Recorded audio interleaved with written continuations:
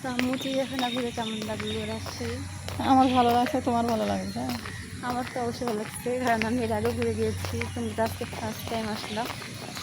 আমি যতবার আসি ততবারই বায়না থেকে ঘুরবে বা ঘুরায় নিয়ে বেড়াতে হবে। কারণ একাই থাকে, ওইভাবে কারোর সাথে ঘোরা হয় না, আম্মু আসলে ঘোরা হয়। এখন আমরা তো ঘুরতেছি, আর বৃষ্টির পানি পড়ে পড়ে রাস্তাগুলো ভিজে গেছে, তো বোরখার নিচটা ভিজে ভারী হয়ে গেছে, হাঁটতে সমস্যা আছে। আমরা যাই, চলুন কোথায় যাওয়া যায়।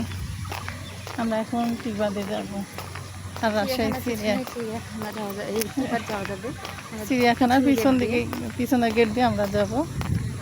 তো চলুন আপনাদেরকেও ঘুরাই নিয়ে আসি। আর ব্লগটি কেমন লেগেছে অবশ্যই কমেন্টে জানাবেন। আর এখন আমরা যাই, এই তো মা মেয়ে দুজনেই ঘুরতেছি, ভালোই লাগতেছে আমাদের।